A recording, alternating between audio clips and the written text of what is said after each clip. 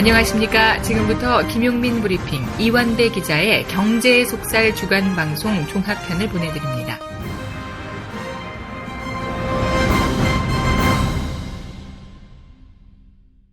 이제 월요일 방송분 함께 하시겠습니다.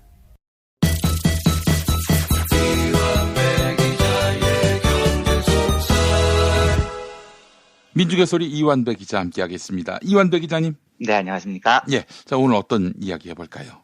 예, 월요 경제학 시간이죠. 네. 오늘은 성공학, 어떻게 하면 성공할 수 있는가에 관한 이야기를 나눠보겠습니다. 알겠습니다. 어떻게 하면 성공할 것인가. 그러면 성공의 모델이 누굽니까? 제 모델은 없고요. 예. 이제 오늘 이야기 나오는 세계적인 부자들이 몇 명 모델로 나옵니다. 그러니까 성공이라는 건 높은 지위에 올라가거나 돈을 많이 벌거나 자본주의적으로 성공하는 그 성공을 이야기하는 겁니다. 예. 그리고 여기에 대한 비결을 이야기하는 책은 서점에 가면 제일 잘 팔리는 책들입니다. 산더미처럼 쌓여있죠. 또 이 주제는 경영학에서도 매우 중요한 주제이기도 합니다. 예. 어떤 기업이 어떤 전략을 취해야 성공하느냐를 기업 전략 분야라고 나눠서 분류를 해서 연구가 많이 진행되고 있습니다. 여담이지만 저는 과거에 경영학이 뭔지 개발적으로나마 좀 알아보고 싶어서 100몇만 원 내고 온라인 경영학 석사과정 MBA라고 하죠. 이걸 수료해 본 적이 있었는데. 그러면 석사세요? 아니죠. 예, 그 온라인 과정이니까. 예. 형식으로만 수료를 했고요. 전혀 뭐 석사는 학사도 겨우 땄습니다. 예. 근데 거기 과정이 몇 개월짜리인데. 예. 인사관리, 전략경영, 재무회계, 마케팅 뭐 여러 파트로 나뉜 온라인 과정이었습니다. 개인적으로는 많은 도움이 됐습니다. 기업들이 어떤 관점으로 경영을 바라보는지 이해할 수 있었으니까요. 그런데 회계나 마케팅, 인사관리는 뭐 그럭저럭 이해가 됐는데 전략 파트는 아무리 들어도 이해가 안 되더라고요. 예. 이렇게 예를 들면 이런 겁니다. 어떤 기업이 가격을 낮춰서 물건을 파는 전략을 세웠습니다. 이건 옳은 걸까요? 잘못된 걸까요? 인수합병은 옳은 전략입니까? 잘못된 전략입니까? 기업의 전통을 지키는 게 좋은 전략입니까? 끊임없이 변화를 추구하는 게 좋은 전략입니까? 국내 시장을 먼저 개척하는 게 좋은 전략일까요? 해외 시장을 개척하는 게 좋은 전략일까요? 이런 거 궁금하잖아요. 경영하는 사람 입장에서는요. 그런데 이에 대한 경영학의 답은 그때그때 달라요가 정답입니다. 그러니까 어떨 때는 인수합병을 통한 다각화가 좋은 전략이라고 이야기를 하고 어떨 때는 자기가 할 수 있는 일에 집중하는 선택과 집중이 좋은 전략이라고 설명을 합니다. 어떨 때는 가격을 낮춰서 경쟁자를 죽이는 게 좋은 전략이라고 하고 어떨 때는 가격을 낮추는 게 기업 경쟁력을 하락시키는 뷰응닭 같은 짓이다라고 설명을 해놓습니다. 이게 한 책에서 계속해서 반복해서 나오는 겁니다. 그러니까 공부를 하다 보면 어쩌라는 거냐, 도대체 뭐가 정답이라는 거냐 라는 생각이 계속 들어요. 제가 뭐 이해를 못한 탓이겠지만 낮은 수준에서 제가 내린 결론은 어떤 전략이 뛰어나냐? 살아남은 놈 전략이 제일 뛰어나다. 그래서 결국 그때그때 달라요가 정답이다가 제가 내린 결론이었습니다. 정도 경영, 정직 경영 이런 거 어떨 것 같습니까? 이게 기업을 살리는 핵심 전략일까요? 그러면 아직도 살아남아서 떵떵거리는 한국 재벌들은 어떻게 설명을 할 겁니까? 얘네들은 살아 숨쉬는 게 거짓 덩어리인데요. 자기가 잘할 수 있는 이 일에 집중하는 게 좋은 전략이냐? 그러면 수백 개 일을 동시에 하는 미국의 제너럴 일렉트릭 같은 기업의 성공을 어떻게 설명을 합니까? 정답이 없다는 겁니다. 2000년대 초반에 짐 콜린스라는 경영 컨설턴트가 쓴 좋은 기업을 넘어 위대한 기업으로, 영어로는 Good to Great라는 제목인데요. 이 책이 세계적 베스트셀러가 된 적이 있습니다. 우리나라에서도 엄청난 열풍을 일으켜서 100만 부 넘게 팔렸죠.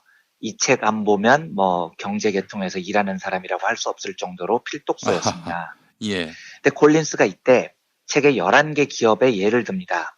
뉴커, 서키시티, 에벗, 월그린즈, 웰즈파고, 질레트, 크로거, kimberly 클라크, 페니마이, 피트니 보즈, 필립 모리스. 얘네들이 11개입니다. 얘네들은 그냥 좋은 기업이 아니고요.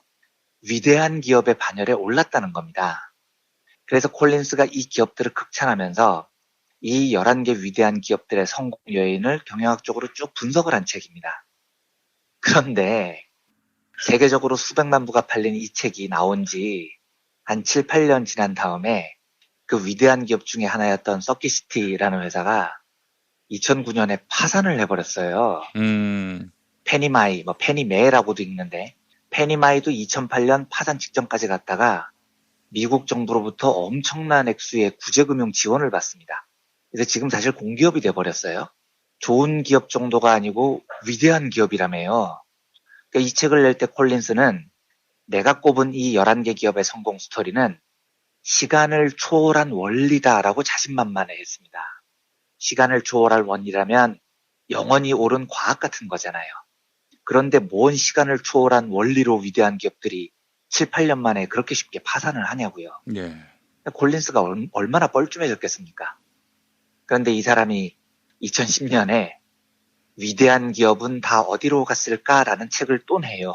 그러니까 위대한 기업으로 자기가 꼽았던 기업이 실패해버리니까 이 기업들은 왜 실패했나라는 책을 써서 또 베스트셀러로 팔아먹습니다. 이게 뭐냐고요. 위대한 기업이라고 꼽은 다음에 책 팔아먹고 걔들이 망하면 위대한 기업들은 왜 망했나 이걸 분석해서 책 팔아먹고 이게 진짜 웃기는 이야기인 거죠. 예. 제가 콜린스를 비판하려는 게 아니고요. 경영학에서 말하는 성공의 전략이라는 건 결국 사후적인 분석이라는 이야기를 하고 싶은 겁니다. 이 말은 성공의 지름길이라는 걸 학문적으로 혹은 과학적으로 공식으로 정립하기가 불가능하다는 겁니다. 하나 예를 더 들어보겠습니다. 우리나라에서 미샤라는 화장품 회사가 있습니다. 예. 싸고 품질 좋은 화장품을 만들어서 로드샵, 길거리 화장품 가게에서 파는 것으로 우리나라 화장품 시장을 완전히 뒤흔들었습니다. 백화점 위주로 형성돼 있던 화장품 시장이 미샤의 등장으로 다 파괴가 돼버렸죠.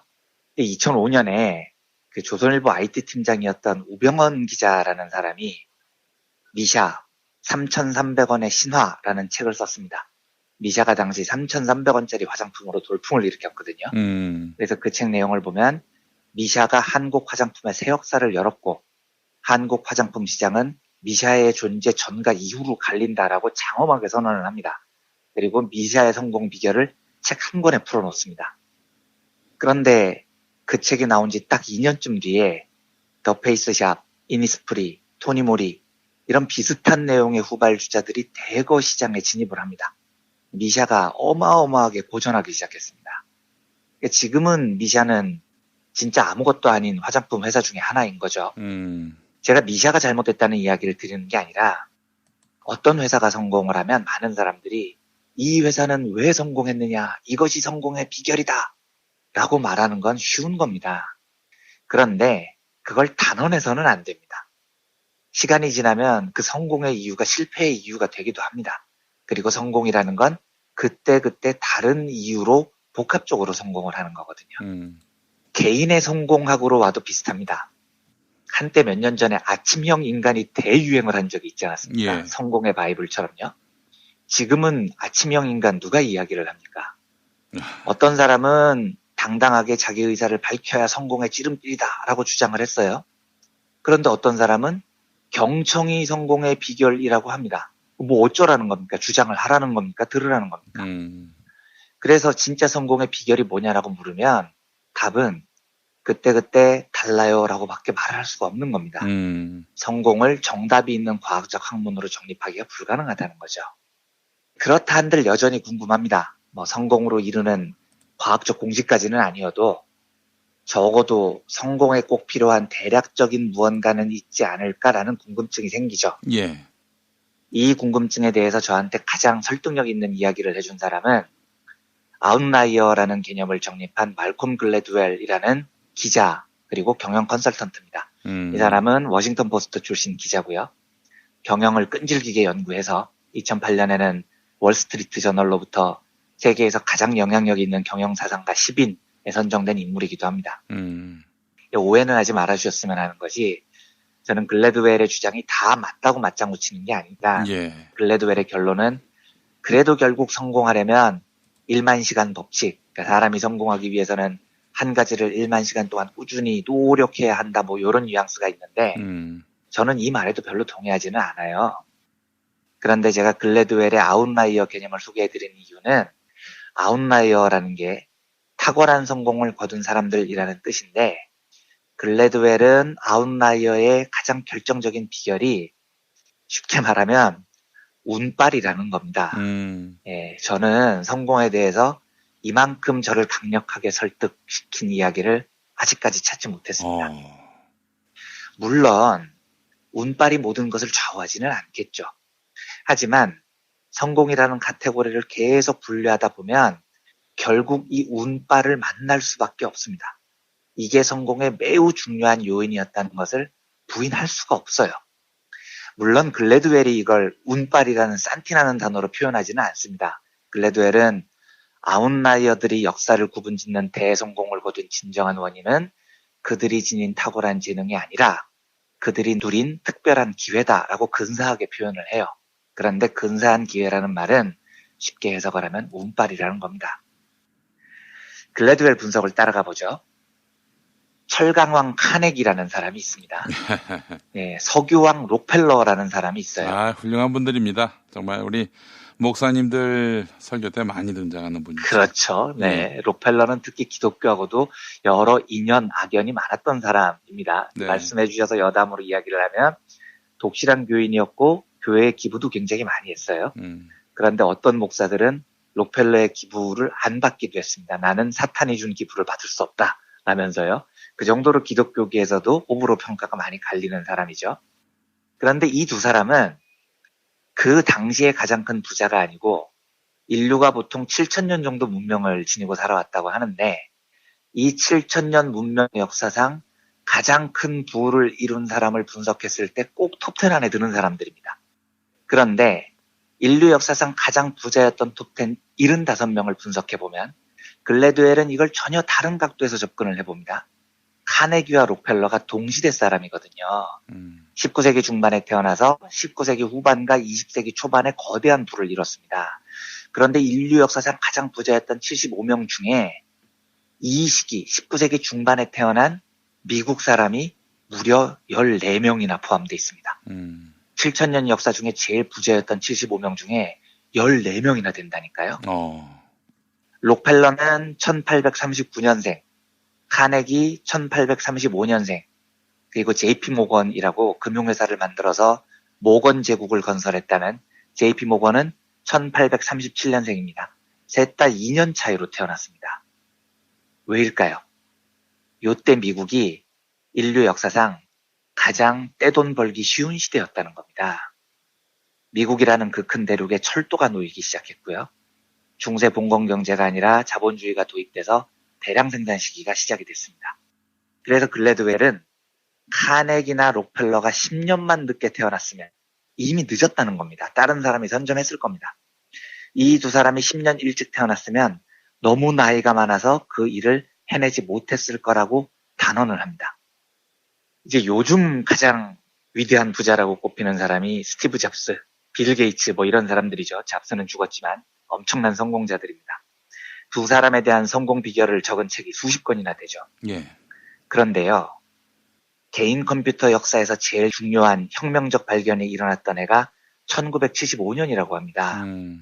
그리고 이 혁명의 수혜자가 되려면 1950년대 중반에 태어나서 1975년 그 컴퓨터 혁명적 시기 초반에 20대 초반이었던 사람이 제일 유리한 겁니다. 예. 빌 게이츠와 스티브 잡스는 1955년생이라고요. 정확히 1975년에 20세가 됐던 사람들입니다. 물론 카네기와 록펠러, 게이츠나 잡스의 성공 요인이 여러 가지가 있을 겁니다. 그대로 따라하면 다 성공하느냐? 그렇지 않아요.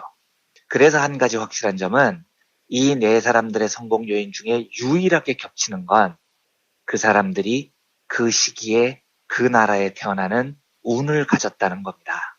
그게 아니라면 절대로 대성공을 거두지 못했을 거라는 게 글래드웰의 주장이죠. 그래서 글래드웰은 이렇게 말합니다. 우리는 사람들에게 너무 성급하게 실패라는 딱지를 붙인다. 또한 우리는 성공한 사람은 지나치게 추앙하는 반면 실패한 이들을 가혹하게 내버린다 라고 말을 합니다. 요즘 학부모님들 관심 많으실 것 같은데 어떻게 하면 우리 자녀가 서울대를 갈 것이냐. 과거에 한번 소개해드린 적이 있었던 김준교 자유한국당 청년 최고위원 후보요. 예. 카이스트 나와서 학원 강사하면서 오만 자기 공부 잘한다고 자랑했던 그 사람 말입니다. 제가 김준교 씨가 대전 출신으로 알고 있는데 김준교 씨가 대한민국 대전이 아니고 스리랑카에서 태어났으면 명문대 갔겠습니까? 불가능한 일입니다.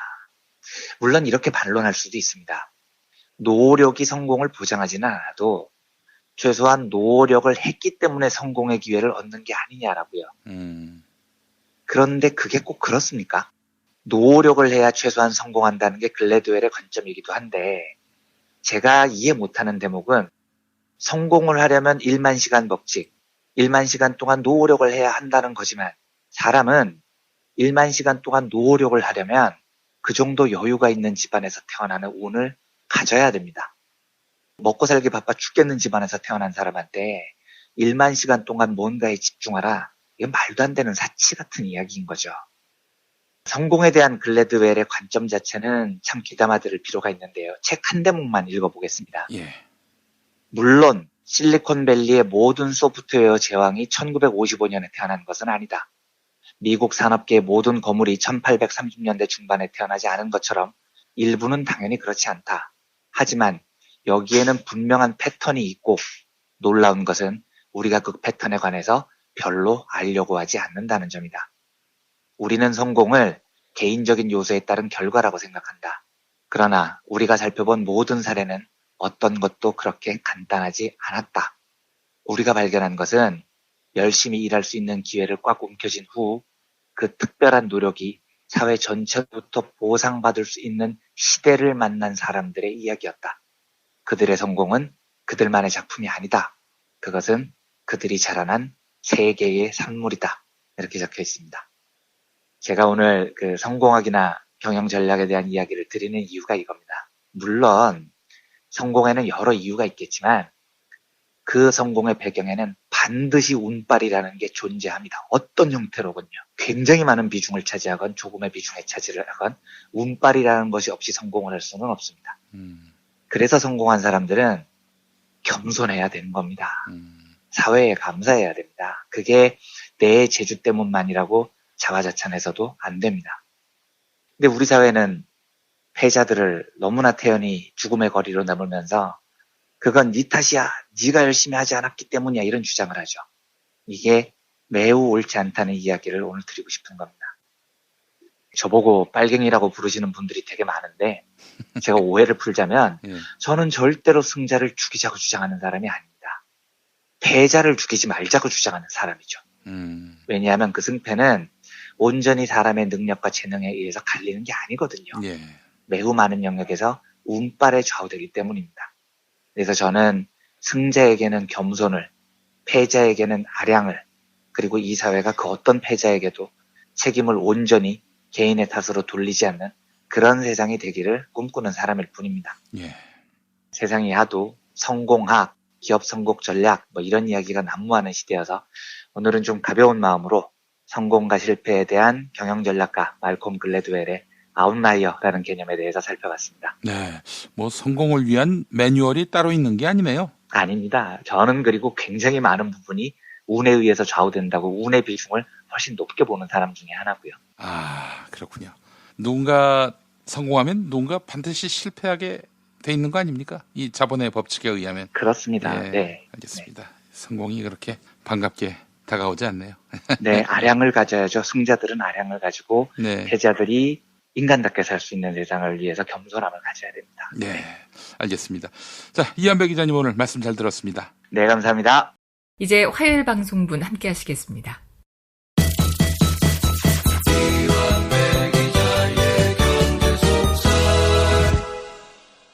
민중의 소리 이완배 기자 함께 하겠습니다. 이완배 기자님.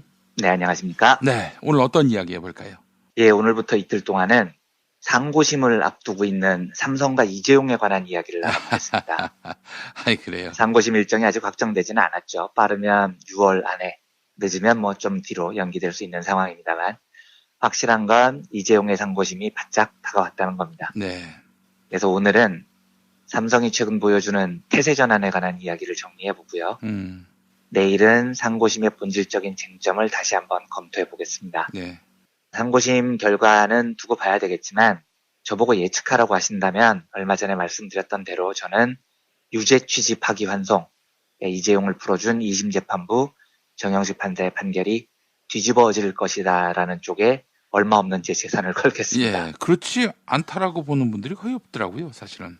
그렇습니까? 네. 아니에요, 뭐 그렇다고 이한배 기자님 뭐 분석이 뭐 무슨 하나만 한 얘기라는 건 아니고요. 아니, 뭐 전혀 다 얼마든지 다른 분석이 나올 수 있으니까요. 근데 저는 그렇게 생각을 한다는 겁니다. 예, 이런 심증을 개인적으로 붙여가는 이유는 최근 삼성 쪽 분위기에 관한 이런저런 이야기가 들립니다. 예, 네, 삼성이 매우 곤혹스러워 한다고 해요. 예, 예. 똥줄이 탄다는 표현까지 제가 들어봤으니까요.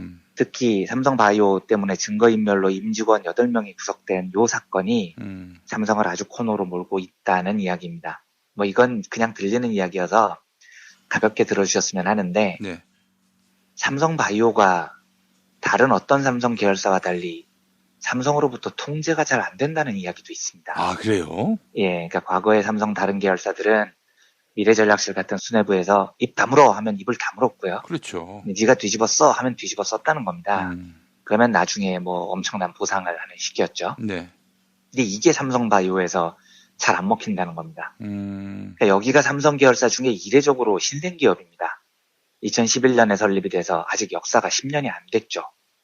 그리고 바이오라는 분야가 전통 제조업하고 분위기가 조금 다릅니다. IT나 바이오는 매우 미국적인 사업 분야여서 전통 제조업에서는 총수가 까라면 까는데 여기는 너 혼자 뒤집었어 이러면 제가요? 왜요? 이런 분위기가 좀 있다고 하더라고요. 그래서 지난달 초에 검찰이 삼성 바이오 바닥을 뜯어서 서버, 노트북 숨긴 거 정확히 찾아낸 적이 있었잖아요. 글쎄 말입니다. 예, 이것도 누군가가 그 바닥 안에 숨긴 서버와 노트북이 있다고 정확하게 이야기를 해주지 않았으면 검찰이 거기를 콕 집어서 뜯기가 어려웠을 겁니다. 근데 누군가가 그걸 정확하게 불었다는 거죠. 이 역시 삼성이 바이오를 통제하지 못한다는 이야기더라고요. 지금부터는 최근에 삼성이 보인 몇 가지 태도 뉴스를 정리해 보겠습니다. 삼성이 지난달 말부터 이례적으로 2차례에 걸쳐서 호소문을 발표를 합니다. 5월 23일에 부탁합니다라는 제목의 보도 자료가 1차 호소문이었는데 내용은 삼성 바이오로직스 건의 검찰 수사가 진행 중인 가운데 전혀 사실이 아니거나 사실 여부가 확인되지 않은 내용이 일부 언론을 통해 무차별적으로 보도되고 있습니다. 이런 추측성 보도가 다수 게재돼 아직 진실 규명의 초기 단계임에도 유죄라는 단정이 확산되고 있고 이로 인해 관련 임직원과 회사는 물론 투자자 고객들도 돌이킬 수 없는 큰 피해를 입고 있습니다.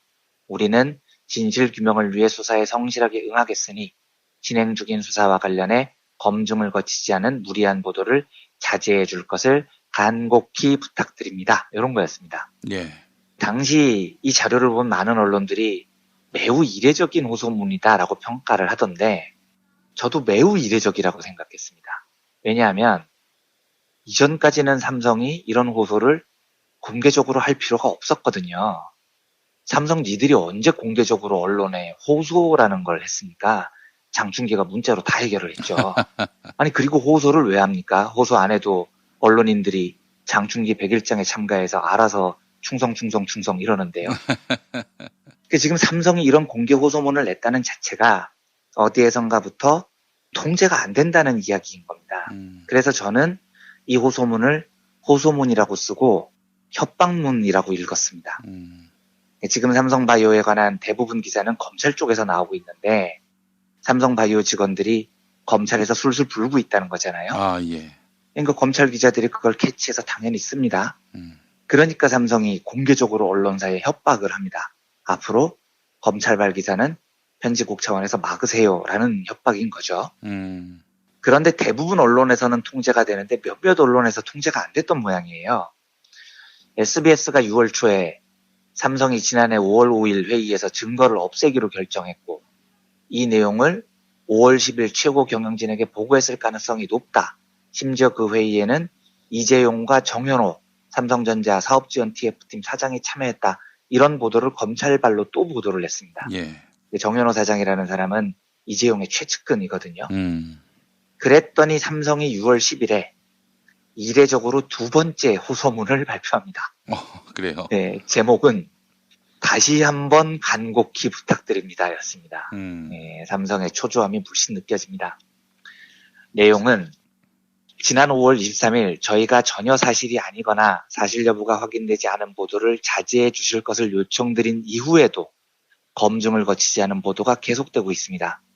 수사가 끝나기도 전에 유죄의 심증을 굳히게 하는 무리한 보도를 자제해 주실 것을 다시 한번 간곡히 부탁드립니다. 라고 되어 있습니다. 근데 제가 좀 웃기다고 생각하는 건 언론이 대형 사건에서 의혹이 캐치되면 그게 또 검찰에서 캐치되면 보도하는 게 당연한 거거든요. 예. 근데 삼성 네가 뭔데 보도를 자제하라 말하세요. 네가 무슨 언론사 데스크입니까? 웃기는 놈들인 거죠. 하지만 두 번째 협박문이 발표된 지 나흘 뒤인 14일에 이번에는 검찰 출신이라고 하던데요. 더불어민주당 백혜련 의원이 또 다른 의혹을 폭로합니다. 그러니까 저는 요 타이밍에서 백혜련 의원이 이걸 발표했다는 뉴스를 보고 나이스 하고 소리를 진짜 질렀습니다. 네, 왜냐하면 요 시점에서 국회의원의 역할이 중요한 겁니다. 삼성이 공개적으로 두 번에 걸친 협박문을 발표했기 때문에 언론이 당연히 신경을 써요. 그런데 이런 타이밍에 국회의원이 자료를 공개해주면 언론이 이걸 안 쓸 수가 없거든요. 그렇죠. 예. 그러니까 막힌 물꼬를 백혜련 의원이 틔워준 겁니다. 저는 진짜 고맙더라고요. 이때요. 과거에는 여야를 막론하고 삼성 이야기를 국회에서 아무도 안 하는 분위기가 있었습니다. 근데 지금은 분위기가 많이 달라진 것 같습니다. 박용진 의원 같은 국회의원들은 삼성과 앞장서서 싸우기도 하고요. 백혜련 의원도 중요한 타이밍에서 중요한 폭로를 합니다. 이건 한국 사회가 그만큼 발전했다는 이야기이기도 하고 또 좋은 국회의원을 뽑는 게 얼마나 중요한지를 보여주는 사례이기도 하죠. 백 의원 폭로 내용은 바이오 계열사 에피스까지 포함된 좀 복잡한 이야기여서 생략하겠습니다만 요지는 결국 삼성바이오 분식 회계가 조직적이었다는 거고요. 삼성은 그걸 오로라 프로젝트라고 불렀다는 겁니다. 예, 예. 즉 오로라 프로젝트의 존재는 그동안 삼성이 조직적으로 이 일을 했다는 건데 삼성이 했던 해명은 다 거짓이라는 뜻이기도 합니다. 증거인멸에도 삼성 수뇌부가 조직적으로 관여했다는 정황도 폭로의 여러 곳에서 나와요. 이러니까 두 차례에 걸쳐서 대언론 협박문을 냈던 삼성이 갑자기 꼬리를 확 내려버립니다. 14일에 검찰 수사에 대한 입장이라는 걸 새로 발표를 합니다. 그동안은 언론 보도를 자제하라고 협박을 했던 삼성인데 이 입장문에서는 아주 구구절절한 말투로 임직원들이 구속되고 경영에 차질이 빚어진 데 대해 막중한 책임감을 느낀다. 앞으로는 이런 일이 재발하지 않도록 하겠다. 준법 경영을 철저히 실천하겠다. 검찰 수사에도 성실한 자세로 적극 협조하겠다고 발표를 합니다. 제가 이거 보고 진짜 많이 웃었습니다. 이게 한마디로 납작 엎드린 건데 이 말은 그 며칠 사이에 상황이 통제할 수 없을 정도로 더 악화됐다는 거죠. 엄청 똥폼 잡고 대언론 협박문을 위압적으로 두 차례나 발표했는데 나흘 만에 꼬리를 내려야 되는 상황이 온 겁니다. 이제 이런 걸 보고 보통 쌤통이다라고 표현을 하는 겁니다. 네. 정황을 짐작해보면 이렇습니다. 벌써 삼성바이오 사태로 8명이나 구속이 됐는데 내부 통제는 여전히 잘 안 되는 것 같아요. 게다가 검찰이 11일에 아까 말씀드린 정현호 사장, 이 사람은 이재용하고 하버드 경영대학원을 다닌 동문입니다. 이재용 진짜 최측근이에요. 근데 이 사람을 불러서 17시간 넘게 조사를 했습니다. 그런데 검찰이 정현호 사장을 조사했다는 건 수사가 삼성그룹 수뇌부를 향해서 치닫고 있다는 뜻이죠. 예. 만약에 이 상황에서 정현호 수사를 끝내고 검찰이 누군가를 더 불러야 한다면 부를 사람이 없어요. 남은 사람은 이재용밖에 없는 겁니다. 예. 정현호 위가 이재용이거든요. 그러니까 삼성 측에서는 검찰 수사가 하루가 다르게 이재용을 향해서 좁혀오고 있다는 걸 직감을 한 겁니다. 그래서 꼬리를 확 내렸죠. 저는 앞에 두 번의 협박문이 언론을 향한 협박이었다면 14일 발표된 입장문은 검찰을 향한 반성문이라는 느낌이 들었습니다. 검찰님들, 설마 진짜 또 이재용 부회장님을 치려는 겁니까? 제발 봐주세요 라는 메시지를 던진 게 아닌가라고 저는 해석합니다. 또 한 가지 삼성이 큰 위기감을 느낀다는 징후가 있습니다. 일요일이었던 16일에 삼성이 보도자료를 냈더라고요. 근데 내용이 이재용 부회장이 14일 삼성전자 수원 캠퍼스에서 IT 모바일 부문 사장단을 모아놓고 글로벌 전략회의라는 걸 했다는 게 그 보도자료 내용이에요.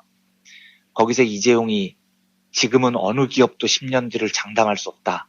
그동안의 성과를 수성하는 차원을 넘어 새롭게 창업한다는 각오로 도전해야 한다. 뭐 이런 하나마나한 멋져 보이는 이야기를 당부를 했다고 합니다. 이게 별거 아닌 것처럼 느껴지실 수 있지만 사실 이건 매우 웃기고 이례적인 겁니다. 왜냐하면 삼성이 지금까지 이건희 혹은 이재용이 사장단 회의를 열어서 뭐라고 언급했다는 내용의 보도자료를 낸 적이 없어요. 그러니까 삼성의 특징이 총수의 동선을 철저히 비공개로 하는 비밀주의 원칙이 있습니다. 제 기억에 이런 종류의 보도자료는 한 번도 본 적이 없었다고요. 그런데 갑자기 이재용이 IT 모바일 사장들을 모아놓고 글로벌 전략회의를 했다? 그리고 이걸 삼성이 보도자료를 냈다? 심지어 이재용이 멋진 말을 했다? 그리고 그 보도자료를 무려 일요일에 뿌렸다? 이건 너무 웃기는 겁니다. 이 무슨 뜻이겠습니까? 저는 삼성이 지금 엄청 쫄린다는 걸 보여준다고 생각을 합니다. 그래서 이재용이 진짜로 열심히 나라 경제 발전을 위해서 일하고 있다는 걸 세상에 보여주려는 겁니다.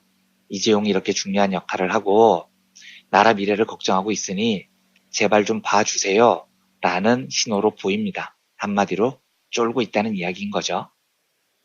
마지막으로 하나만 덧붙이겠습니다. 예. 삼성이 궁지에 몰렸는지를 확인해주는 보수 언론의 웃긴 칼럼이 하나 있습니다. 6월 12일자 한국경제에 실린 다산 칼럼이라는 건데요. 이 칼럼 이전에도 경제지를 중심으로 삼성 위기감이 드러나는 기사들이 꽤 있었어요. 예를 들면 문화일보 5월 31일자 기사 제목은 삼성 경영진 모두 검찰 수사 대상이라는 정신적 감옥에 갇혀였습니다. 그러니까 삼성 이재용 님이 정신적 감옥에 갇혀서 괴로워하신대요. 그래서 어쩌라고요. 그래서 정신적 감옥에 갇혀서 고통을 받고 있으니까 진짜 감옥에 넣지 말라 뭐 이런 것 같은데 진짜 찌질한 드립이죠. 한국경제 13일 보도도 있습니다. 제목이 삼바 수사가 키운 불확실성, 삼성전자 또 헤지펀드로부터 공격받을 수도라고 돼 있습니다. 아휴, 예. 이건 예의 그 애국 드립. 한국 기업을 미국으로부터 지키자, 뭐, 그 드립이죠. 쓸 수 있는 카드를 보수 언론이 총동원하고 있습니다. 근데 이제 진짜 앞권은 12일째 한경의 다산 칼럼입니다. 주동군 명지대 명예교수, 바른사회 시민회의라는 뉴라이트 단체 공동대표라는데, 이분 칼럼 제목이 삼성바이오 회계분식 여부로 문제 좁혀야 였습니다. 아, 제가 이거 보고 얘들이 진짜 똥줄이 타는구나 싶었습니다. 이게 무슨 말이냐면 검찰 수사로 바닥 뜯고 증거인멸한 게 다 나왔잖아요. 상황이 불리해졌거든요.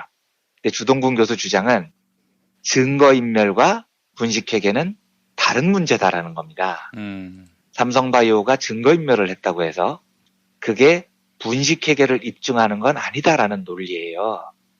그래서 증거인멸은 인정을 해요, 얘네들은. 근데 그게 왜 분식회계냐라고 지금 항의를 하고 있는 겁니다. 제가 살다가 이런 붕탁 같은 논리는 진짜 처음 봤습니다. 분식회계를 안 했으면 증거인멸을 왜 합니까? 증거인멸이 취미라서 했겠어요, 그분들이? 그 증거인멸한 직원들이 평소 내 취미는 독서와 자전거 타기 그리고 증거인멸이에요. 뭐 이랬다는 겁니까? 대학교 명예교수식이나 됐으면 말을 앞뒤는 맞춰서 해야 될 거 아닙니까? 그 사람들이 증거인멸을 한 이유는 분식회계라는 범죄를 저질렀기 때문입니다. 인멸하려고 했던 증거는 당연히 분식회계에 관한 거고요. 그런데 증거인멸은 인정하지만 분식은 인정하지 않는다. 이게 무슨 말이냐고요. 예? 가슴은 찔렀지만 성추행은 아니다. 술은 마셨지만 음주운전은 아니다. 이런 거하고 뭐가 다른 이야기입니까? 이제 이재용을 보호하기 위해서 하다가 진짜 오만 논리가 지금 다 동원이 되고 있는 거죠. 오늘은 시간이 많이 지나서 여기서 마치겠습니다만 이런 황당한 논리까지 나온다는 건 그만큼 정황이 삼성에게 불리하다는 것으로 저는 해석을 합니다. 그렇죠. 부디 이번 상고심에서 역사적인 판결이 나오기를 기대하는 민주심의 분들의 열망이 성취되기를 간절히 저도 기원을 합니다. 오늘은 여기서 마치고요. 내일은 상고심의 쟁점, 본질을 다시 한번 검토하는 시간을 갖겠습니다. 알겠습니다.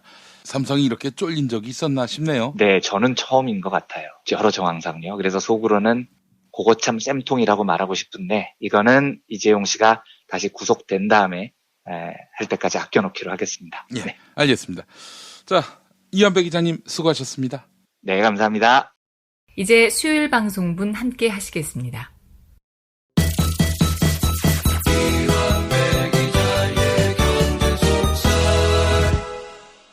민중의 소리 이완배 기자 함께하겠습니다. 이완배 기자님. 네, 안녕하십니까? 네.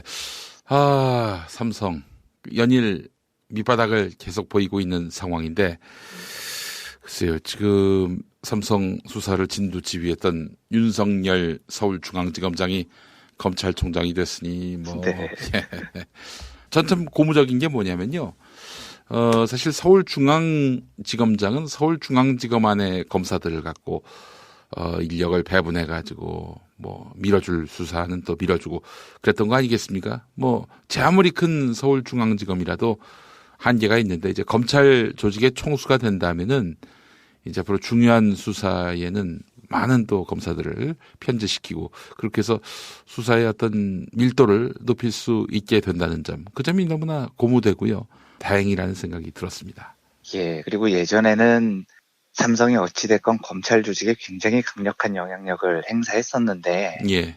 윤석열 검찰총장 후보자라고 불러야 되죠. 네네네. 여기가 이끄는 검찰 조직은 이빨도 안 들어갈 것 같은 분위기인 겁니다. 나쁜 놈들은 좆됐어요. 한마디로. 예, 그러니까 삼성이 지난번에 반성문도 내고 검찰에 빌기도 하는데 네. 아이고야 거기 중앙지검 수장이 검찰총장이 돼버렸으니 한마디로 요약하면 그거 참 쌤통이다 이런 생각이 저는 듭니다. 네. 정말 그렇게 됐어요. 예. 네. 알겠습니다. 이제 정의를 세우는 일만 남은 것 같은데. 네, 그렇습니다. 네. 애누리 없이 봐줄 거 없이 네, 그냥. 정말 검찰 화이팅입니다. 예. 네. 아이고 살다가 이런 세상도 다 만나네요. 네, 이제 결과를 내야죠. 결과를 상고심에서 예. 뒤집어지는 결과를 우리가 봐야 됩니다. 기대하겠습니다. 자, 이한배 기자님 오늘 어떤 얘기 해볼까요? 예, 그래서 오늘은 어제에 이어서 그 상고심에 관한 이야기를 하나 더 해보겠습니다. 예. 이 상고심 최대 쟁점은 2018년 2월 5일 열렸던 항소심 선고에서 정영식 판사가 이재용을 집행유예로 풀어준 논리가 맞느냐를 점검하는 거겠죠. 예. 다 아시다시피 정영식의 논리는 두 회사의 합병이 이재용의 3세 승계와 상관이 없었다는 겁니다. 당시 판결문을 보면 삼성의 승계 작업이라는 포괄적 현안이 존재했다고 인정하기 어려우므로 승계 작업을 위한 묵시적 청탁이 있었다고도 볼 수 없다라는 거였습니다. 네. 그러니까 3세 승계라는 현안이 없었대요. 그러면 이재용은 청탁을 할 이유도 없는 거죠.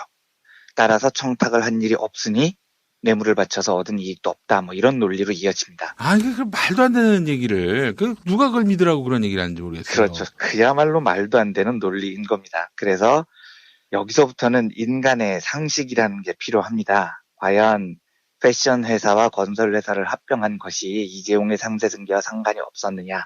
아주 가벼운 상식 회로만 한번 돌려보겠습니다. 네. 근데 제가 법리 논쟁을 하려는 게 아니고요. 그건 제가 아는 분야도 아니니까요. 적어도 법이라는 게 우리 인간 사회의 상식에 기반을 한다면 그 당시에 이재용 편과 이재용 편이 아닌 사람들이 두 회사의 합병을 어떻게 봤는지 모두 살펴봐야 됩니다. 요 합병이 발표된 때가 2015년 5월 26일이었습니다. 그런데 당시 제가 썼던 기사 제목이 삼성 엔터 패션 컨스트럭션 인터내셔널 이재용 마침내 신천지를 개척하다였습니다. 그 기사에서 제가 하고 싶었던 말은 도대체 그 회사 영문 이름을 어떻게 할 거예요? 이걸 묻고 싶었던 겁니다. 삼성물산은 건설과 무역이고 제일모직은 패션과 에버랜드인데 이 두 회사를 합치면 영문 표기를 건설, 무역, 패션, 놀이동산, 엔터 패션 컨스트럭션 인터내셔널 이렇게 써야 되냐? 라는 걸 제가 물었던 겁니다. 그래서 그 기사에 첫 줄을 괴물이 탄생했다라고 저는 적었던 기억이 납니다. 그 괴물은 전적으로 이재용의 3세 승계를 위해서 탄생한 회사라는 의미였던 거죠. 그게 아니라면 이런 괴물을 만들 이유가 어떤 면에서도 설명이 안 됩니다. 그런데 사람들이 이렇게 반론할 수 있을 것 같아요. 그건 삼성과 이재용에 대해서 부정적으로 생각하는 이완배 네 생각이지 라는 반론입니다. 네. 그래서 제가 찾아봤습니다. 삼성과 이재용의 매우 긍정적임이 분명해 보이는 조중동, 문화일보, 국민일보, 한경, 매경, 그리고 당시 공중파 3사의 보도들입니다. 당시 공중파는 지금 공중파가 아니죠. 삼성과 박근혜에 매우 우호적이었습니다. 제가 더 많이 찾아볼까 하다가 이런 대표적 보수 언론만 봐도 보도량이 너무 많아서 그냥 얘네들로 한정을 한 겁니다. 자, 이재용 편들은 2015년 5월 26일 합병을 어떻게 평가했을까요? 입니다. 한국경제신문 보도 제목입니다. 제일모직 삼성물산 합병, 이재용 지배력 강화, 불리한 삼성물산 주총 통과는 관건이라는 기사가 있습니다. 그 기사 첫 줄이 이렇습니다. 삼성그룹 지배구조 개편의 최정점에 올라있는 제일모직이 삼성물산을 흡수 합병한다. 이는 이재용 삼성그룹 부회장의 지배력이 더욱 공고해지는 결과로 경영권 승계 목적을 위한 최근 그룹 내 사업구조 재편의 일환이 아니겠느냐는 게 전문가들의 분석이다라고 되어 있습니다. 그 합병 발표 당일에 무려 전문가들께서 이 합병은 경영권 승계 목적을 위한 것이다 라고 분석을 했고, 한국경제는 이게 너무 당연한 일이기 때문에 태연히 보도를 한 겁니다. 한국경제의 다른 기사 보겠습니다. 이재용식 삼성사업 재편 재가동, 승계 정점 찍나입니다. 정점까지 찍고 있어요, 승계가. 기사 중간에 지난해부터 시작된 삼성의 사업구조 재편과 이건희 회장 후계구도 승계 작업이 막바지로 치닫고 있다는 재계의 해석도 나온다고 되어 있습니다. 두 회사의 합병이 이재용 3세 승계의 무려 막바지 작업이라는 겁니다. 그리고 이걸 삼성과 이재용의 악의적인 이완배가 한 말이 아니고요. 재계의 해석이 그렇다는 겁니다. 네, 재벌들이 이거 보고 이재용 승계 작업 막바지네 이랬다는 겁니다, 지금. 이 외에도요, 한경은 이재용 삼성 밑그림 완성, 여기서 밑그림식이나 완성됐습니다. 지배구조 단순화한 삼성, 이재용 경영권 승계 속도 낸다. 승계를 속도도 내고 있죠. 모든 보도가 이 합병이 이재용의 승계와 관련이 있다고 지들 입으로 이렇게 크게 떠들었습니다. 자, 다른 신문 보겠습니다. 매일경제 26일자 제목. 성큼 다가온 삼성 이재용 시대. 그러니까 여기는 이 합병으로 이재용 시대가 찔끔 다가온 것도 아니고 성큼 다가온 겁니다. 기사 내용은 이로써 이 부회장은 실질적인 그룹 지배력 강화를 위한 삼성전자를 비롯한 핵심 계열사 지분 보유를 늘리는 작업에 돌입했다고 되어 있습니다. 역시 이 신문도 이 합병이 이재용의 삼성전자 지배력 강화 목적이었다는 겁니다. 지금 이런 기사를 검색을 해보면 너무 많아서 셀 수도 없습니다. 다른 것들은 제목만 보겠습니다. SBS, 삼성물산 제일모직 합병, 이재용 지배력 강화, 부드러운 승계 가속도. 여기는 승계가 부드럽기까지 합니다. 제일모직 삼성물산 합병, 이재용 그룹 지배력 강화. 이제 MBC입니다. 삼성그룹 이재용 체제 지배력 강화, 딸들의 행보는. 제일모직 삼성물산 합병, 이재용 그룹 지배력 강화. 다음 KBS입니다. 제일모직 삼성물산 합병 결의 이재용 지배력 강화. 제일모직 삼성물산 합병 이재용 승계 준비. 이재용 승계 가속도 제일모직 삼성물산 합병. 국민일보입니다. 이재용 체제 정점으로 가는 삼성 지배구조 개편. 이재용 포스트 이건희 체제 구축. 문화일보입니다.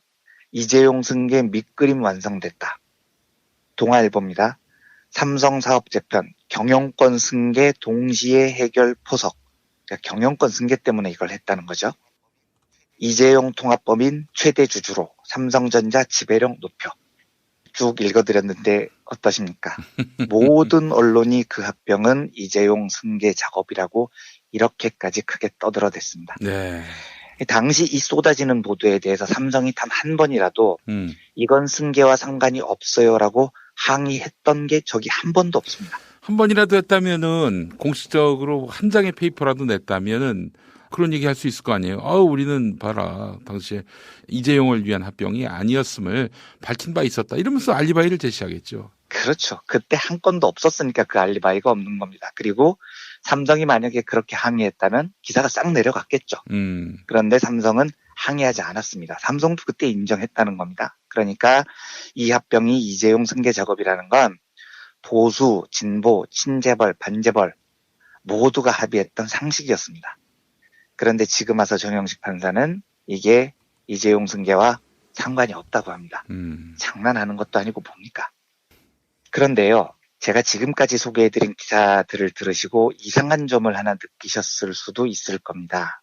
제가 조중동, 매경환경, 국민, 문화, 공중파 3사 보도를 검색했다고 말씀드렸는데 조선과 중앙 보도를 소개를 안 드렸죠. 예. 요거 왜일까요? 예. 놀랍게도요. 예. 네이버에 검색을 해보면 당시 조선과 중앙이 삼성물산 제일모직 합병에 대해서 쓴 기사가 단 한 건도 검색이 안 됩니다. 하나도 없어요? 하나도 없습니다. 이야. 합병일이 5월 26일이어서 제가 넉넉하게 5월 25일부터 6월 1일까지 일주일 기간으로 잡았습니다. 이때 이 합병이 신문마다 수십 건씩 기사를 쏟아낼 때였어요. 그런데 놀랍게도 조선과 중앙은 삼성물산 제일모직 검색해도 한 건도 없고요.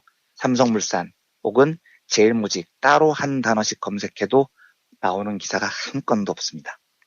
그러면 설마 온 나라가 뒤집어질 정도로 큰 뉴스였던 이 합병 소식을 조선과 중앙이 한 건도 보도를 안 했겠습니까? 그럴 리가 없죠. 무슨 뜻이겠습니까? 두 회사는 당시 기사를 지웠다는 겁니다. 지웠다.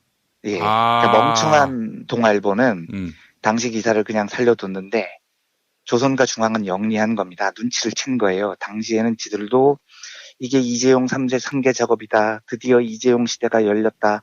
열라용비어천가 불렀는데 판사 정영식이 그건 이재용 3제 승계 작업과 관계가 없다. 이러면서 이재용을 풀어주네요. 그러면 그때 썼던 기사는 지금 보면 이재용한테 너무 불리한 거죠. 그래서 다 포털 송출을 중단했다는 게 제 추정입니다. 근데 저는 이 추정이 거의 맞다고 확신해요. 왜냐하면 정황 증거를 하나 제시하겠습니다. 네이버 검색을 하면 한 건도 안 나온다고 했잖아요. 조선일보도 없습니다. 단 한 건도 없어요. 뭐 가십거리, 단신도 없습니다. 그런데 조선일보 홈페이지에 들어가 봤더니요. 기사가 남아있어요. 남아있어요. 그건 예, 못 지웠네. 무더기로 쏟아져 나옵니다. 이것까지는 안 지운 겁니다. 설마 홈페이지까지 들어와서 볼 거라고는 생각을 안 한 거죠. 그러면 2015년 5월 25일부터 6월 1일까지 조선일보가 어떤 기사를 썼는지 홈페이지에서 보겠습니다. 아이고. 제일모직 삼성물산 합병, 이재용 삼성체제 마무리 단계, 제일모직 삼성물산 합병, 이재용 지배력 강화 신의 한수. 신의 한수라고까지. 신의 한수까지 등장했습니다. 예. 제일모직 삼성물산 합병, 이재용 부회장 승계 위한 포석, 제일모직 삼성물산 합병, 출자구조 단순화로 오너 지배력 강화, 상속세 줄이고 삼성전자 오너 지배력 강화, 합병 시너지는 덤. 그러니까 지금 이 기사는 합병의 본질이 시너지가 아니고 오너 지배력 강화라는 겁니다. 그 근거로 상속세를 줄였다는 걸 이렇게 기뻐하고 있습니다. 근데 상속세 줄이고 오너 지배력 강화한 게 자랑입니까? 팔세죠. 네? 근데 이걸 이렇게 축하하고 있어요. 이재용 부회장 지분 높은 회사, 삼성전자 지분 높은 회사 합병에 승계 발판 만드나. 자, 이제 승계 발판까지 만들고 있습니다. 조선일보에 따르면요. 제일모직 삼성물산 흡수 합병, 이재용 부회장 지배체제 강화 포석. 이게 조선일보 홈페이지에 들어가면 쏟아지는 기사들입니다. 이 모든 기사들이 당시 합병은 이재용 승계 작업이었다라고 나팔을 불고 있습니다. 그런데 지금은 이 기사를 네이버에서 찾아볼 수가 없어요. 조선이 송출을 중단했다는 게 제 추정입니다. 자, 그러면 중앙은 어떨까요? 네이버 검색에서 역시 중앙일보는 삼성물산, 제일모직 어떤 단어로 검색을 해도 그 일주일 동안 기사가 빵건이 검색이 됩니다. 이게 말이 안 되죠. 그래서 중앙일보 홈페이지에 들어가 봅니다. 그런데 홈페이지에서는 그 검색어로도 기사가 꼴랑 6건만 나옵니다. 그리고 제목도 매우 드라이해요. 5월 26일 합병 당일 기사가 딱 2건 나옵니다. 굉장히 드라이한 기사들입니다. 제일모직 삼성물산 합병.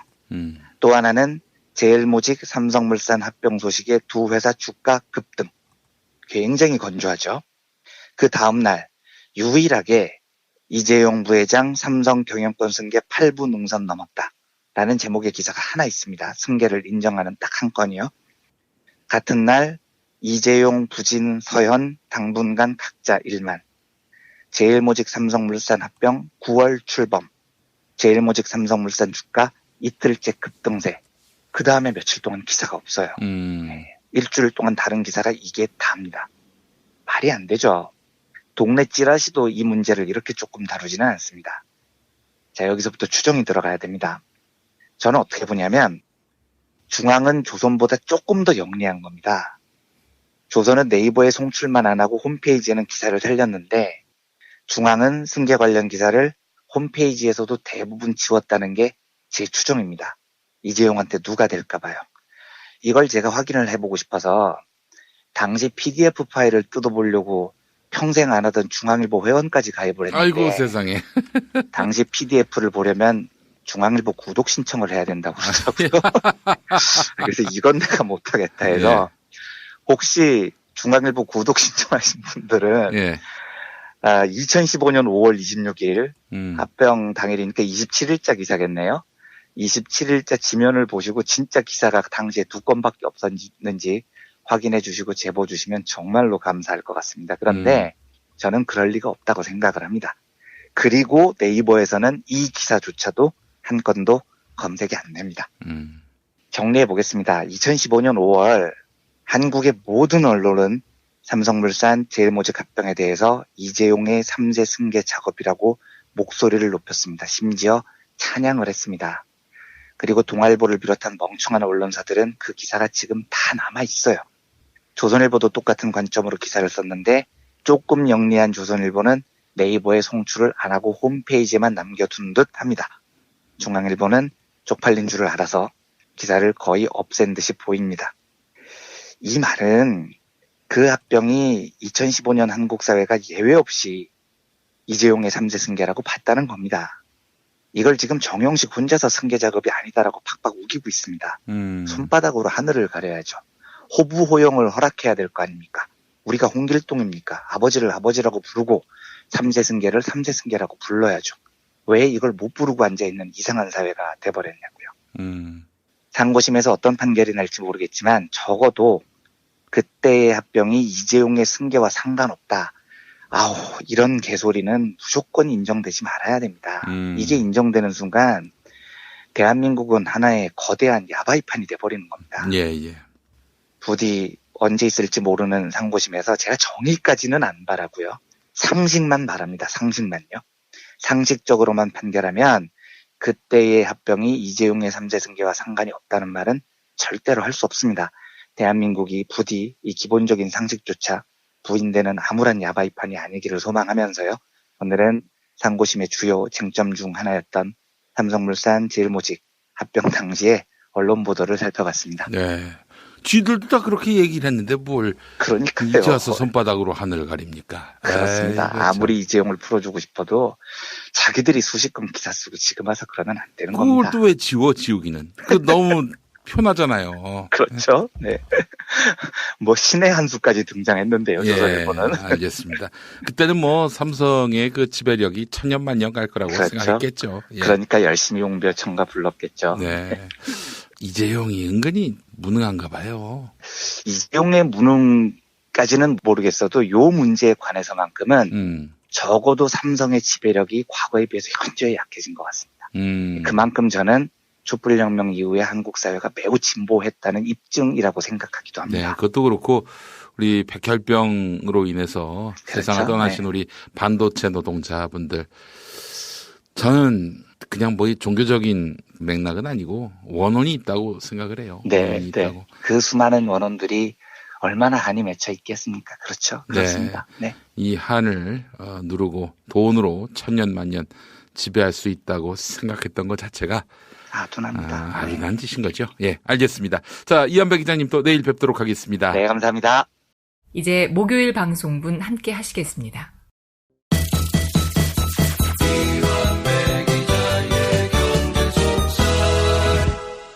민중의 소리 이완배 기자 함께 하겠습니다. 이완배 기자님. 네, 안녕하십니까? 네. 자, 오늘 어떤 이야기 해볼까요?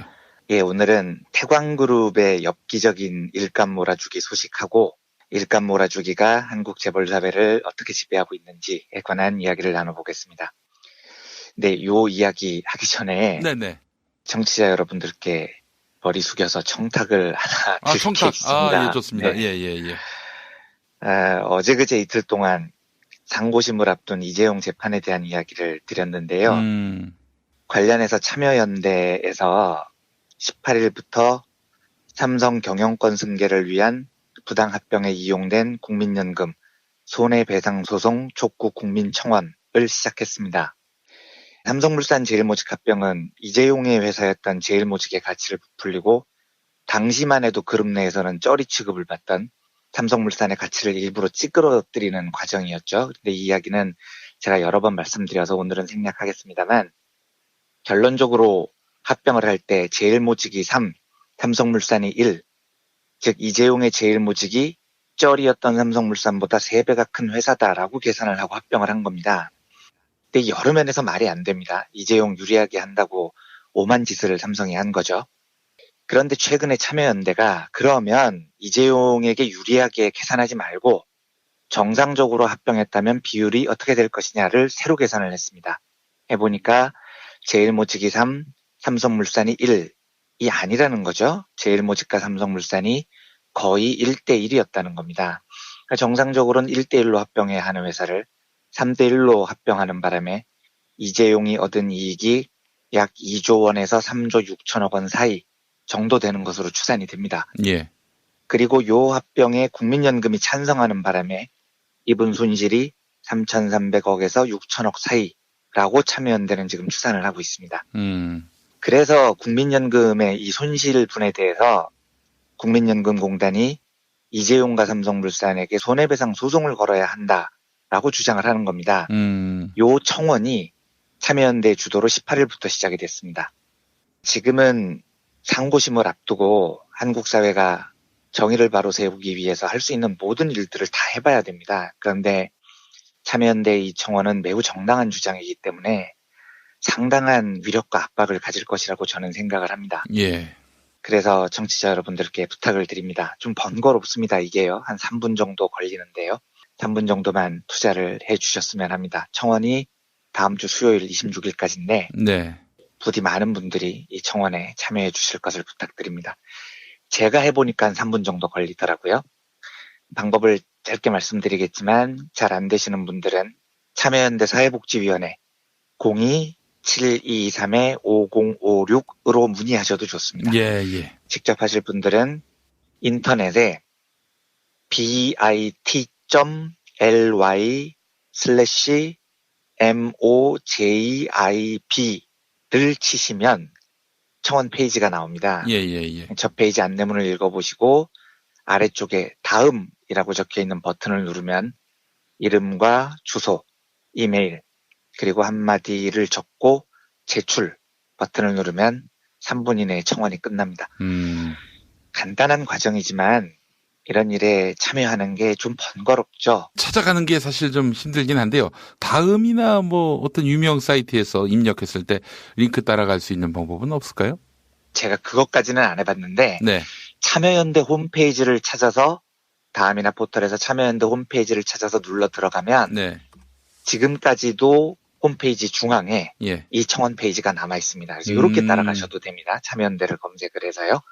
조금 번거롭지만 이 번거로움을 감수하고 많은 시민분들께서 동참해 주시면 정의를 세우는 일에 큰 힘이 되리라 믿습니다. 또 참여연대는 이 일을 가지고 오랫동안 싸워온 단체고 여기에 있는 시민운동가들은 청취자 여러분들께서 청원에 많이 참여해 주실수록 큰 힘을 얻고 더 열심히 싸울 수 있습니다. 네. 고개 숙여서 많은 청취자분들이 참여해 주실 것을 부탁드리겠습니다. 네, 다시 한번 bit.ly/mojib.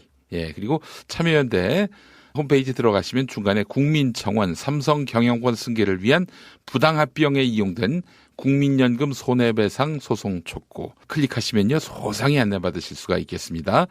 피청원인 보건복지부 장관 청원인들은 피청원인에게 대한민국이 이재용 삼성전자 부회장, 삼성물산 주식회사에 대해서 국민연금 기관 불법 행위를 원인으로 한 6,033억 원 상당의 손해배상 청구 소송을 제기할 것을 청원, 이렇게 돼 있습니다. 네. 참여연대 홈페이지 들어가셔서 중간에 국민청원, 삼성 경영권 승계를 위한 부당합병에 이용된 국민연금 손해배상 소송 촉구, 여러분 많이 동참해 주시기 바라겠습니다. 네, 부탁드리겠습니다. 예.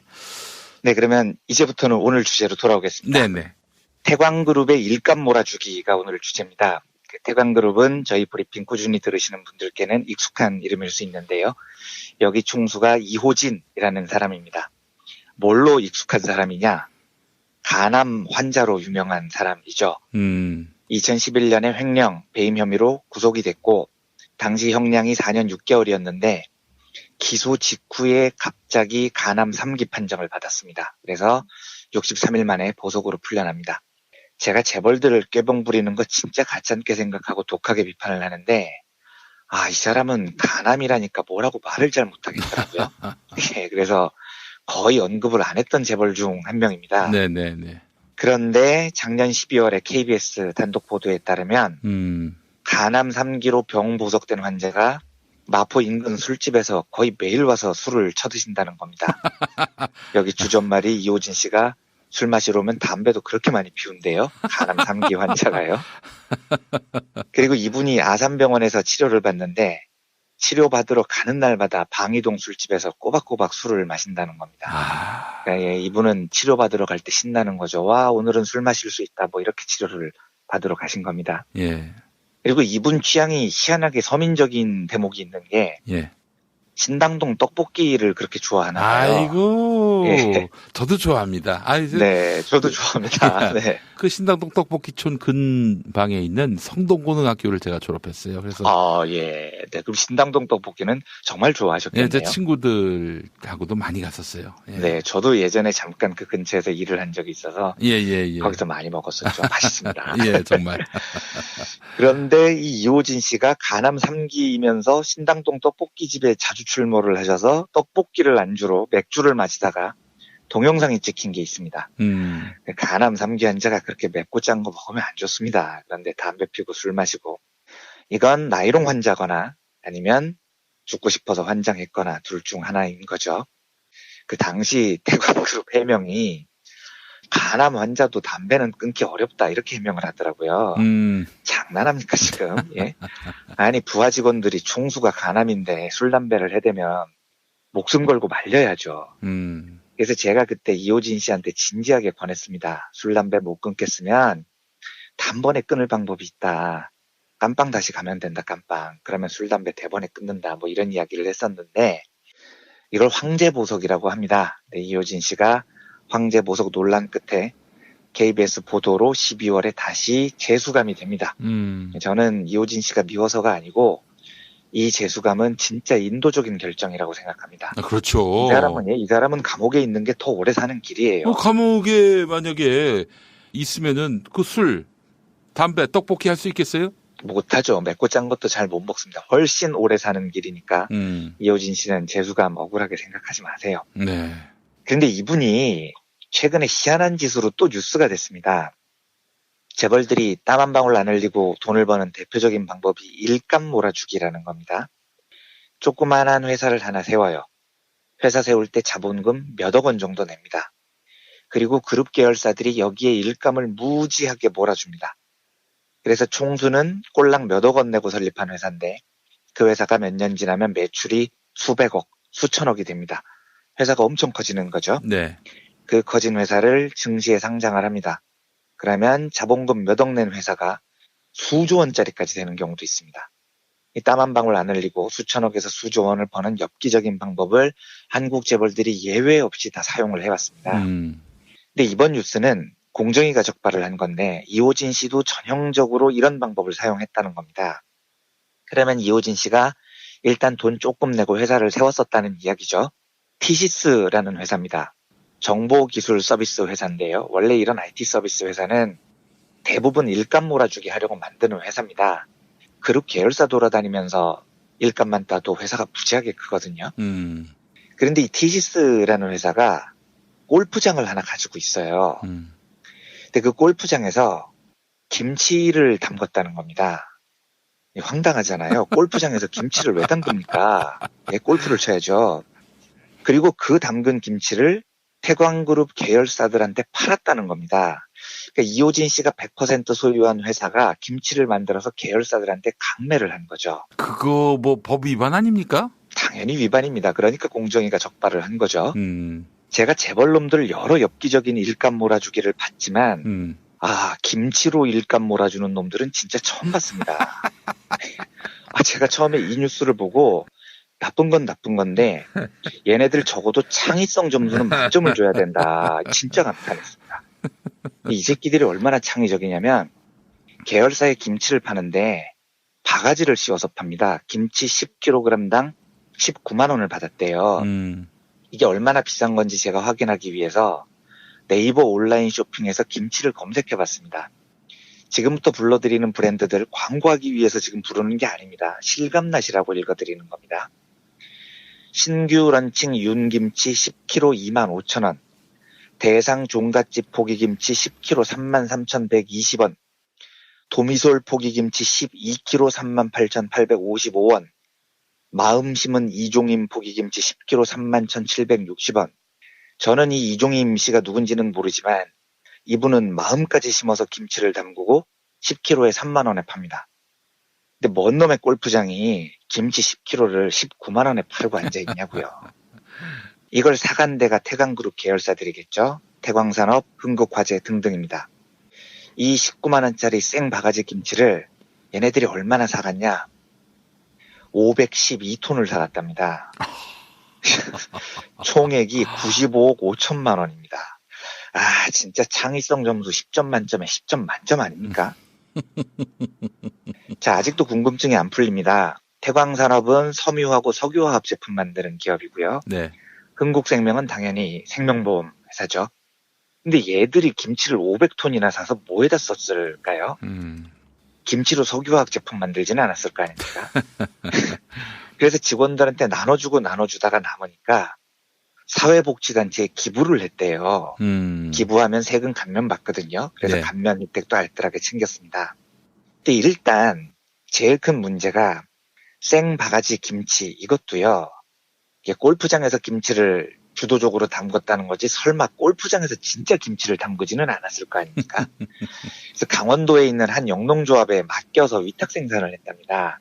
그런데 그 영농조합이 식품위생법 위반으로 형사고발이 돼서 춘천시로부터 지금 재판 중이랍니다. 불량김치를 만든 겁니다. 그 김치를 태광산업이나 흥국생명이 10kg당 19만 원씩 생 바가지를 일부러 쓰고 사간 겁니다. 무슨 돈으로 사갔느냐?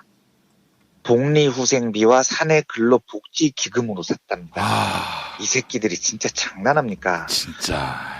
직원들 복리후생에 써야 될 돈을 불량김치 사는 데 쓰고 그 돈을 이호진 회사에 몰아줬다는 거잖아요. 이 새끼는 이거 진짜 깜빵에 죽도록 살아야 되는 거 아닙니까? 예, 이거 형량이 더 추가가 돼야 됩니다. 왜냐하면 공정위가 정식으로 고발을 했습니다. 그래서 이제 2심 재판에서 이게 더 얹어질 가능성이 높은데 진짜 싸가지 정말 없지 않습니까? 복리후생비와 사내 근로복지기금을 빼다니요. 태광애들 해명이 더 웃겨요.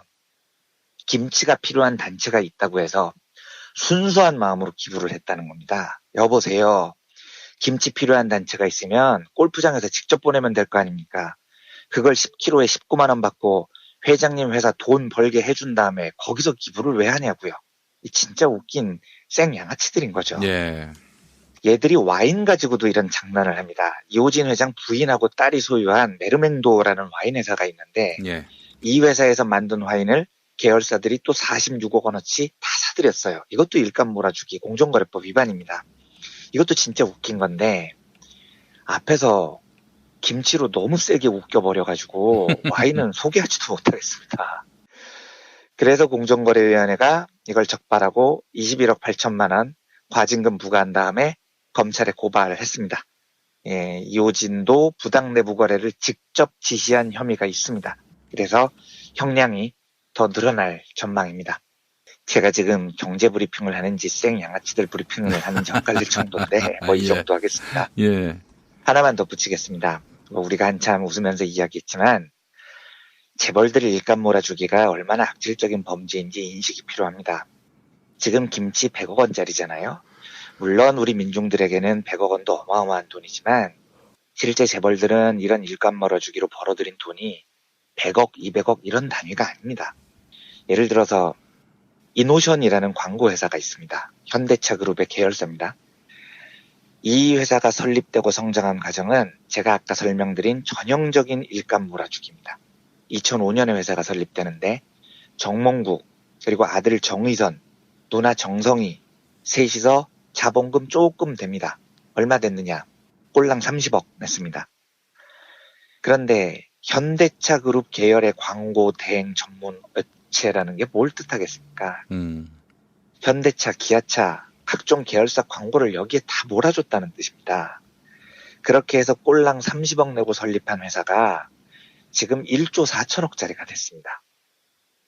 정의선이 이 회사 세울 때 12억 원 냈거든요. 네. 그리고 이 회사를 키워서 2015년에 회사 주식이 증시에 상장됐습니다. 정의선 씨가 그때 주식을 홀랑 다 팔았어요. 얼마 벌었느냐? 4천억 벌었습니다. 그래서 세상에 4천억 벌기가 이렇게 쉬운 겁니다. 그냥 12억 내가 낸 다음에 계열사들 일감 몰아주면 몇 년 있다가 그게 4천억 원으로 불어나요. 그런데 더 웃긴 게 뭔지 아십니까? 당시 언론 보도를 보면 정의선 부회장이 욕심을 크게 내지 않고 적절한 가격에 이노션을 상장했다. 상장 가격도 적절했고 공모가도 부풀리지 않았다. 정의선 부회장이 일감 몰아주기를 통해 부를 축적했다는 세간의 여론을 의식해서 무리하지 않는 수준에서 이노션을 상장했다. 이렇게 보도가 됩니다. 뭔 말이냐. 원래는 일감을 더 몰아줘서 1조 원 정도는 벌 수 있었는데 우리 정의선 씨가 너무 겸손한 겁니다. 너무 욕심이 없으셔서 4천억 원만 벌고 끝을 냈다. 지금 이런 이야기예요. 그러니까 재벌들이 일감 몰아주기로 4천억 원 먹은 건 너무나 겸손하고 착한 짓이라는 겁니다. 근데 이 평가가 거짓말도 아니에요. 정의선 씨는 이노션에서 겸손하게 4천억 원만 쳐드셨지만 글로비스라는 물류회사가 있습니다. 예. 그 현대차, 기아차, 자동차 만들면 그거 날라주는 회사인데요. 전형적인 일감 몰아주기 회사죠. 정의선 씨가 글로비스 만들 때 20억 원 냈습니다. 그리고 여기에 일감 몰아줘서 지금 정의선이 가지고 있는 글로비스 지분 가치가 2조 원 정도 됩니다. 그러니까 아까 4천억 원 드신 건 겸손하다는 언론 평가가 나오는 이유가 이런 겁니다. 다른 데서는 그냥 이런 식으로 2조 원씩 헤쳐먹는 겁니다. 얘네들이요. 지금 정의선 재산이 3조 원쯤 되는데 전부 이런 식으로 나온 겁니다. 이재용 재산 9조 원 중에 3조 원이 일감 몰아주기로 모은 겁니다. 최태원 씨 재산이 3조에서 4조 정도 되는데 이거는 전액 일감 몰아주기로 나온 돈입니다. 그러니까 우리나라 재벌들이 떵떵거리며 사는 재산 대부분이 이런 식으로 형성이 됐습니다. 그러니까 이호진의 김치는 제가 웃긴데 자세히 보면 애교 수준인 겁니다. 100억 원은요. 예. 다른 재벌들은 이재용 이런 애들은 3조, 4조 단위로 놀고 있는 거거든요. 저는 진심으로 이 부도덕한 집단이 한국 사회를 지배하는 현실을 진짜 바꾸고 싶습니다.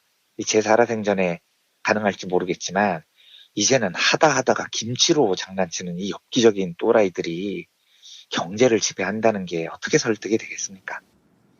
부디 많은 분들도 이 소망에 함께 해주시기를 간절히 바라는 마음으로 오늘은 엽기적인 태강그룹의 김치 일감 몰아주기에 관한 소식을 전해드렸습니다. 이게 제정신을 갖고 있는 사람들이 하는 행동인지 싶기도 하고요. 말도 안 되는 짓이죠. 김치 몰아주기가 뭡니까? 김치 몰아주기가. 있고 없고를 떠나서 말이죠. 이게 참. 알겠습니다. 이한배 기자님 오늘 말씀 잘 들었습니다. 네, 감사합니다. 처음 기억의 책을 하자고 말씀드렸더니 내가 무슨 자서전이냐면서 손을 내저으시더라고요. 자식들에게 좋다고 간신히 설득해서 책을 만들었는데 막상 나오니 그렇게 좋아질 수가 없어요. 여기저기 다닐 때마다 가지고 다니시고 좋더라고요. 아이들도 좋아하고 다들 좋아해요. 이렇게 남겨놓지 않으면 누가 기억하겠어요. 우리 애들이 아직 어린데 나중에 보여줘도 되고. 기억의 책, 민중의 소리가 함께 만듭니다. 1877-1419, 1877-1419